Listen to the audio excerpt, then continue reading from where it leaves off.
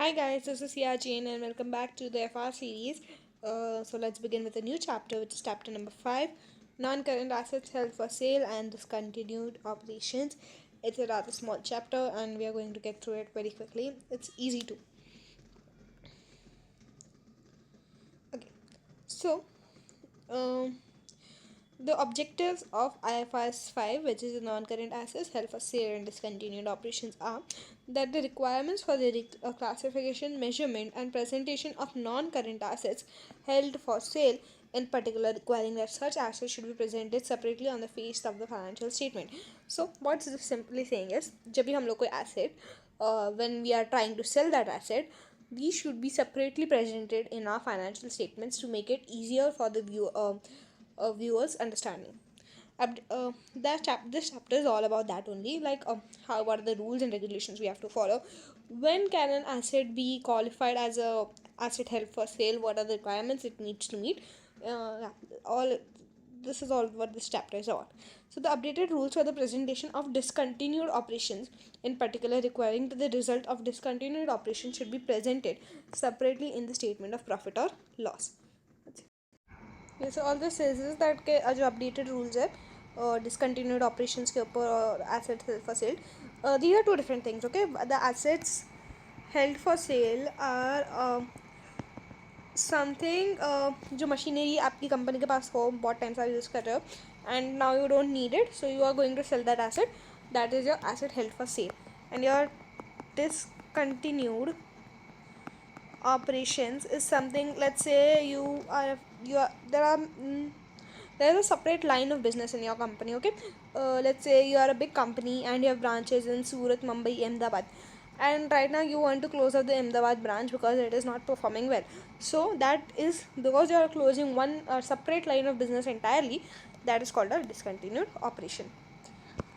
So when can we classify an asset that it is held for sale? मतलब asset और discontinued operation कि ये हम लोग बंद करें या this is held for sale. So an entity shall classify a non current asset is held for sale. पहले एसेट की बात करेंगे. If its carrying amount will be recovered principally through a sale transaction rather than to continue use. तो मतलब अभी हम लोग जो हम लोग कैरिंग अमाउंट है, सपोज हमारी बुक्स में 50 है और हम लोग ये रिकवर करेंगे मेनली हम लोग ये एसेट बेच के, रादर देन हम लोग उसको डेली यूज़ में जो रखते हैं वो नहीं करेंगे, इसको बेचेंगे.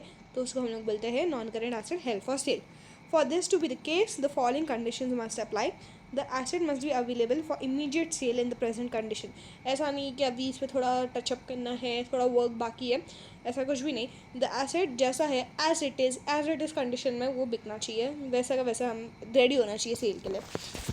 ये एंड मेन ये सारे पॉइंटर्स मैच होने चाहिए. इसमें से ऐसा भी नहीं है कि एक पॉइंटर नहीं मैच हो रहा है. अगर एक पॉइंटर भी मैच नहीं हो रहा तो that the asset can not be classified as held for sale. The sale must be highly probable, meaning that the management are committed to plan this sale the asset. ऐसा नहीं कि हाँ ठीक है देख लेते कोई मिल गया तो बेच देंगे, नहीं. The management should be committed कि हमें ये एसेट बेचना ही बेचना है. There is an active program to locate a buyer. You are actively looking in the market to locate a buyer कि कोई खरीदे ये asset, and the asset is actively marketed at a price that is reasonable. ऐसे नहीं कि 50 अगर उसकी value 50,000 asset ये तुम 1 लाख पे प्राइस कर रहे हो और ना, ये तो मतलब हो गया ना तुम चाहते हो सेल नहीं हो. So it shouldn't be that. It should be held at the reasonable value, and the sale is expected to be completed within 1 year from the date of classification. So let's say our year end is at December, but in September we decided कि let's sell this asset. So ये सितंबर से अगले सितंबर तक का मेरे पास time है कि ये सेल पूरा हो जाए. अगर नहीं हुआ तो ये एसेट हेल्ड फॉर सेल में नहीं आ सकता. 1 साल के अंदर मेरे को सेल पूरा करना पड़ता है. It is unlikely that the significant changes to the plan will be made और that plan will be withdrawn. मतलब बहुत कम चांस होना चाहिए कि मैं ये प्लान मेरा चेंज करने वाली हूँ, नहीं तो ये प्लान एज इट इज़ रहना चाहिए. तो हम लोग कैसे ये मेजर करते हैं non current asset held for sale. So non current assets are qualified as held for sale should be measured at the lower. Okay right ना, अभी हमने इम्पेयरमेंट में पढ़ा था कि इम्पेयरमेंट में हम लोग recoverable amount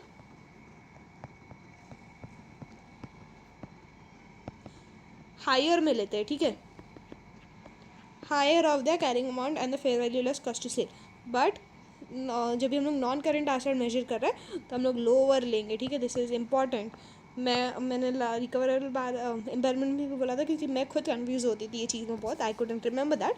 so it's very important remember it. Make a side note somewhere कि इम्पेयरमेंट में we find out the higher of the carrying amount and the fair value less cost to sale, but non current में we find out the lower of the carrying amount and fair value less cost to sale, और फिर वो value पे हम लोग present करते हैं उसको. सो held for sale non-current assets should be presented separately on the face of the statement of financial position under current assets, not depreciated. Where assets held under the revaluation model are reclassified as held for sale, these equipment should be revalued using the IAS 16 or the IAS 40 as appropriate prior to reclassification. So पहली बात, अभी कभी भी हम लोग कोई asset को held for cell category पे डालते हैं तो उसको हमें कभी भी separately statement of financial position पे दिखाना पड़ेगा. मैं बताती हूँ इधर किधर था. या so this is your statement of profit और लॉस. सो इधर हमारा revenue, cost to sales, gross profit distribution, ये सब हमारे एक्सपेंसेस जो भी है नॉर्मल आते हैं जो हमारे प्रॉफिट एंड लॉस में, वो सब आ गया. फिर ये हमारा प्रॉफिट फ्रॉम कंटिन्यूइंग ऑपरेशंस दिखा के हम लोग लिखेंगे discontinued operation, and the profit which we are gaining from the discontinued operation वो मेंशन करेंगे, एंड देन आएगा हमारा टोटल प्रॉफिट. सो ये एक प्रोफोमा है जो हमें फॉलो करना पड़ता है हमारे डिसकंटिन्यूड ऑपरेशन के लिए. यस. एंड फिर जो एसेट एक बार हेल्ड फॉर सेल के लिए कैटेगराइज हो गया, एक बार कंफर्म हो गया ये एसेट हेल्ड फॉर सेल है, तो फिर हम लोग वो एसेट को डिप्रिशिएट नहीं कर सकते. उसको जो अगर हमारी वैल्यू 50,000 है तो 50,000 पे ही कैरी फॉरवर्ड करना पड़ेगा, उससे ज़्यादा हम लोग कम नहीं कर सकते उसको. एंड ये हम लोग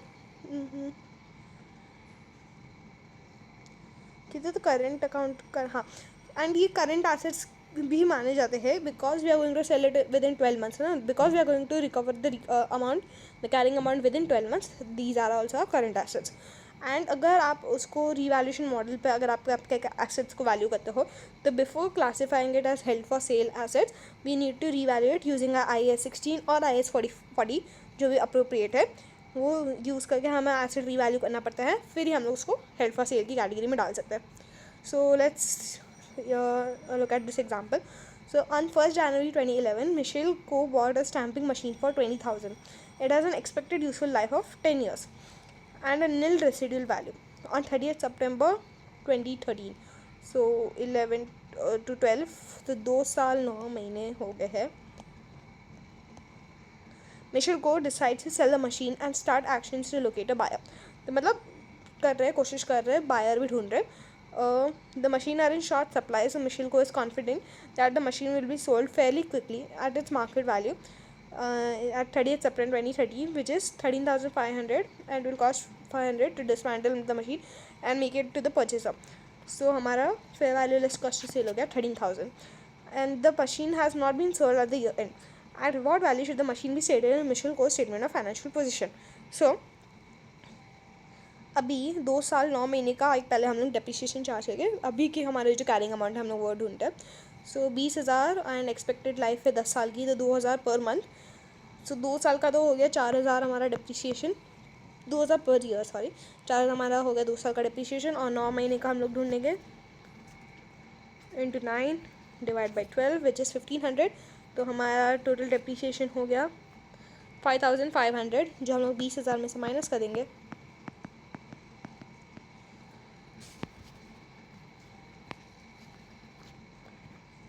विच इज़ 14,500 हमारा, और ये हमारा वैल्यू इन यूज़ है, ये हमारा fair value less cost to sell है. अभी हमें इसमें से लोअर चूज़ करना है, that is 13,000. Sorry, this is not a value in use, this is a carrying amount. हमारे पास वैल्यू इन यूज़ है ही नहीं, तो हम लोग क्या करेंगे, कैरिंग अमाउंट से ये कम है 13,000, तो हम लोग इसको इम्पेयरमेंट में गिनेंगे. So 1,500 will go to our P&L, and this will be the amount which will be recognized in our statement of financial position. I hope you guys understand this sum. If you didn't, please let me know. I'll solve it on pen and paper for you guys in the next video. Just let me know in the comment sections. So in discontinued operation, now let's talk about discontinued operation. अभी तक जो भी rules हमने पढ़े वो हमने पढ़े हैं assets held for sale के. अभी discontinued operation की बात करते हैं. So discontinued operation is a component of an equity that has either been disposed of or is classified as held for sale. ये एक separate major line of business और geographic area of business को बताता है. मतलब वही मैंने जो बात की थी, मुंबई सूरत अहमदाबाद ब्रांच, अहमदाबाद वाली ब्रांच को बंद कर दिया. That is a separate major line of business. As a part of a single coordinated plan to dispose of a separate major line of business or geographical area of corporation, same point. Is a subsidiary acquired exclusively with a view to resale. तो ऐसा होता है ना, बहुत बार एक major company होती है, that is a parent company. इसके बारे में भी हम लोग आगे के चैप्टर्स में बात करेंगे. एंड उसके अंदर उसके ब्रांचेस में बहुत सारी मेजर दूसरी दूसरी कंपनीज रहती है. I can't think of an example right now, but let's say Coca Cola, PepsiCo, उनके अम्ब्रेला के अंदर बहुत सारी डिफरेंट ब्रांड्स है. तो उसमें से अगर कोई एक ब्रांड में बंद कर रही हूँ, so that is also my discontinued operation और separate major line of business. So by showing the performance of discontinued operations separately, users can see the performance of the remaining operations. Kati, enabling them to predict future performance more accurately. तो अभी हम लोग क्या है, हम लोग डिस्कंटिन्यूड operation को तो हम लोग ऐसे साइड में दिखाते हैं ना, नीचे दिखाते हैं, अलग से दिखाते हैं. तो यूज़र्स को पहले अभी पता चलता है कि अभी कंटिन्यूइंग ऑपरेशन से मेरा कितना प्रॉफिट आने वाला है, और जो डिस्कंटिन्यूड ऑपरेशन बीच दिया उसके वजह से मेरा कितना प्रॉफिट कम हो रहा है. So you know it is very easy for the users to understand. An entity must disclose a single amount of the face of the statement of profit or loss, comprising the total of the profit, post-tax profit or loss of discontinued operation, and the post-tax gain or loss recognized on the measurement of fair value less cost of sale on the disposal of the asset constituting the discontinued operation. So एक single amount ही हम लोग दिखा सकते हैं हमारे financial statement में, जो होता है इन दोनों को मिला के, that is a post tax profit और लॉस जो हम लोग को डिस्कंटिन्यूड ऑपरेशन से मिलता था, और जो हम लोग गेन या लॉस रिकॉग्नाइज कर रहे हैं एक एसेट को बेच के. An analysis of this single amount must be presented either in the notes or on the face of the financial statement. The analyst must disclose the revenue, expenses, and pre-tax profit or loss or discontinued operation, the related tax income, the gain or loss recognized, and the measurement of fair value less cost of sale, and the disposal of the asset constituting the discontinued operation. सो एक जो हम लोग financial statement के नीचे जो note देते हैं उसमें ये 3 डिस्क्लोजर्स हमें करने होते हैं. And that's it. This was a very simple chapter to understand. This is a pro forma, and yes, this was the end of the chapter. If you guys have any doubts, if you want me to make a longer video, if you want me to solve more sums, please just let me know in the comment sections, and I'll try to improve on the next video on. And thank you so much for watching. If you found this video helpful, please like, share, and subscribe to my channel, and I'll see you guys in the next one.